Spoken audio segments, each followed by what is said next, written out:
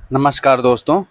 अनसुनी कहानियों में दोस्तों आपका स्वागत है। दोस्तों आज ऐसे ही अनसुनी एक बातों में से हम लेके आए हैं, जैसे मासिक धर्म में उपवास रखने पर क्या कहता है हिंदू पुराण। दोस्तों चलिए शुरू करते हैं। दोस्तों क्या कभी आपने सोचा है कि मासिक धर्म के समय उपवास रखना सही नहीं है? आखिर इस बारे में हमारे शास्त्र और पुराण क्या कहते हैं? बता दें, वैदिक रीति रिवाजों की माने तो मासिक धर्म के दिनों महिलाओं को धार्मिक कार्यों से दूर रहना चाहिए। आपने देखा होगा कि मासिक धर्म के दौरान महिलाओं को मंदिर जाने या फिर घर की पूजा में भी जाने की इजाज़त नहीं होती। मान लीजिए कि नवरात्रि में कुछ व्रत करने के बाद अगर आपका मासिक धर्म आ जाता है, तो आप अपने करवा चौथ का व्रत रखा है और शाम को मासिक धर्म आ जाए तो आप क्या करोगी? आपको इस व्रत को पूरा ही करना पड़ेगा, लेकिन इसके बाद पूजा पाठ नहीं करें।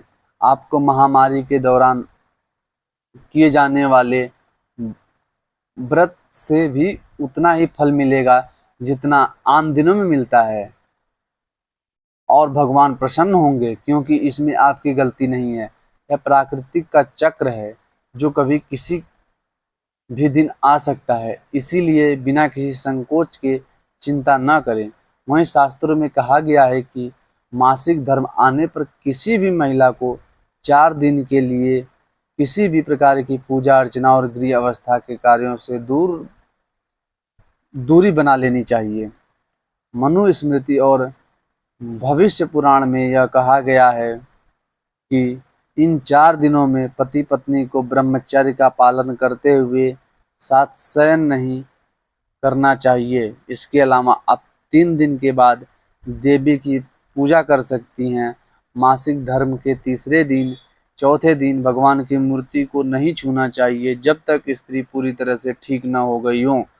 वहीं दोस्तों एक सवाल हमेशा लोगों के जहन में रहता है कि मासिक धर्म के दौरान महिलाओं को मंदिर में जाने की पाबंदी क्यों होती है? इस सवाल ने आपके मन में कई बार दस्तक दी होगी।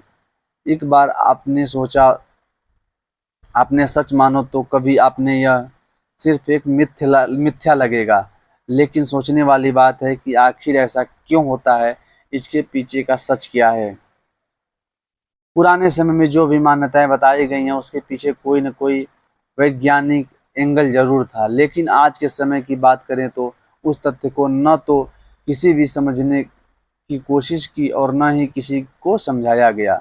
इसीलिए अब वो मान्यता अंधविश्वास और कुप्रथा में बदल गई है। पुराने समय की बात करें तो तब पूजा बिना मंत्रोच्चार को मंत्रोच्चार के पूरी नहीं होती थी।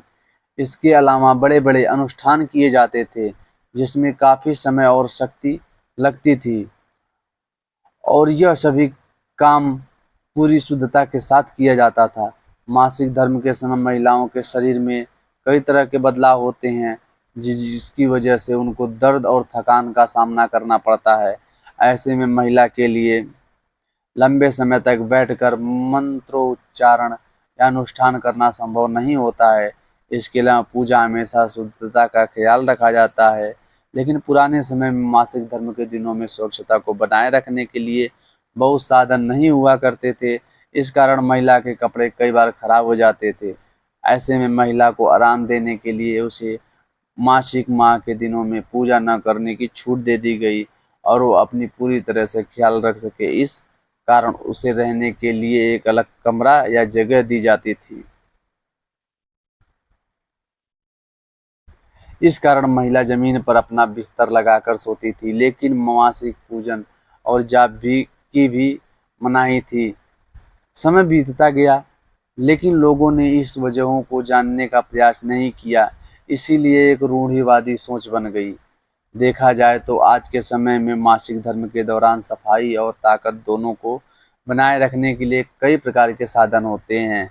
ऐसे में वजह को समझकर नियमों को बदलाव करने की जरूरत नहीं।